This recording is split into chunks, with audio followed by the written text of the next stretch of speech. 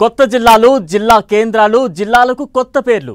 ఏపీలో మరోసారి జిల్లాల తుట్టే కదులుతోంది. వైసీపీ హయాంలో జరిగిన జిల్లాల రీఆర్గనైజేషన్ పై అభ్యంతరాలు కంటిన్యూ అవుతూనే ఉన్నాయి. ఇప్పుడు కూటమి సర్కార్ జిల్లాల ఇష్యూపై ఫోకస్ పెట్టినట్లు కనిపిస్తోంది.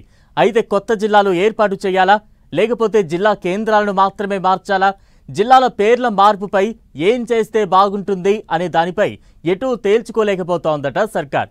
మరి ముఖ్యంగా 3 జిల్లాల విషయంలో అయితే పూర్తిగా డైలమాలో ఉందట ఏపీ ప్రభుత్వం.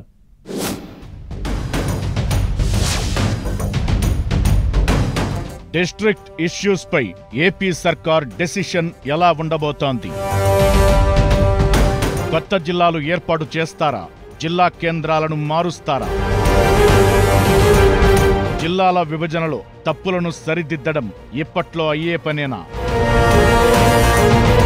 జిల్లాల ఇష్యూ ఏపీలో మరోసారి హాట్ టాపిక్ అవుతోంది. ప్రస్తుతం ఏపీలో ఉన్న 26 జిల్లాలను 32 జిల్లాలుగా విభజించడంతో పాటు వాటికి కొత్త పేర్లు, రెవెన్యూ డివిజన్ల సరిహద్దుల మార్పు వంటివి నెల రోజుల్లోనే చేసి తీరాలన్న సీఎం చంద్రబాబు ఆదేశాలతో డిస్ట్రిక్ట్ ఇష్యూ చర్చనీయాంశమవుతోంది. అయితే కొత్త జిల్లాలు, జిల్లా కేంద్రాలు, రెవెన్యూ డివిజన్ల సరిహద్దుల మార్పు ఇంత తొందరగా జరుగుతుందా అనేది ప్రజల నుంచి ఎదురవుతున్న ప్రశ్న. గతంలో వైసీపీ కూడా ఇలానే తొందరపడి చేసిన పనికి ఇప్పుడు సమస్య మొదటికొచ్చిందన్న అభిప్రాయాలు వ్యక్తమవుతున్నాయి.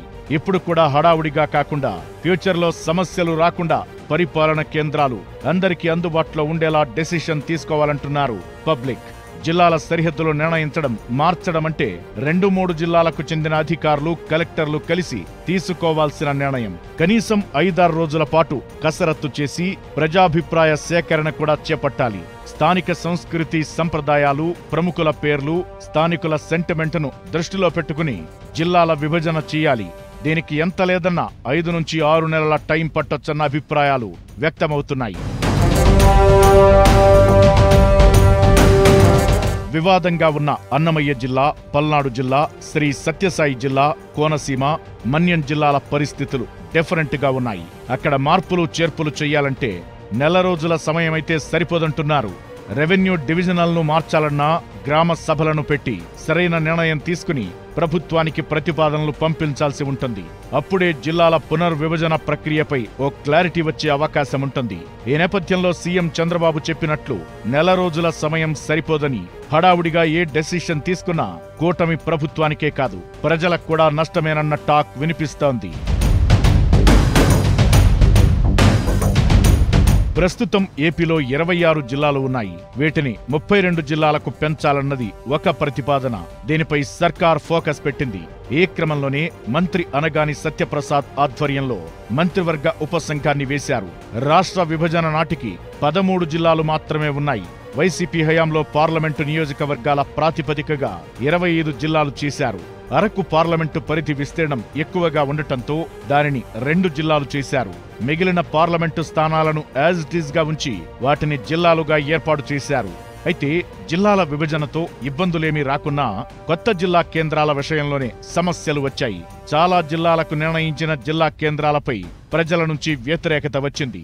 తాము అధికారంలోకొచ్చాక వాటిని మారుస్తామని చంద్రబాబు సహా యువగళం పాదయాత్రలో నారా లోకేష్ హామీ ఇచ్చారు. ఇప్పుడు ఆ పని మీదే ఉంది ప్రభుత్వం. కానీ కొత్త జిల్లాలపై డైలమాలో ఉందట సర్కార్. కొత్త జిల్లాలు ఏర్పాటు చేస్తే ప్రభుత్వ ఆఫీసులు, మరింత మంది ఐఏఎస్లు, ఐపీఎస్లు సహా ఉద్యోగులు, సిబ్బంది అవసరముంటుంది. దీనికి తోడు నిధులు కూడా కేటాయించాలి. ఇప్పుడున్న పరిస్థితిలో ఇది అంత త్వరగా అయ్యే పని కాదన్న వాదన వినిపిస్తోంది. ప్రస్తుతానికి జిల్లా కేంద్రాలను మార్చేసి కొత్త జిల్లాల ఏర్పాటును వాయిదా వేస్తేనే బెటర్ అని పలువురు మంత్రులు సీఎం చంద్రబాబుకు సూచించారట. అయితే ఎమ్మెల్యే బాలయ్య హిందూపురంను జిల్లాగా చేసి ఎన్టీఆర్ పేరు పెట్టాలని కోరుతున్నారట.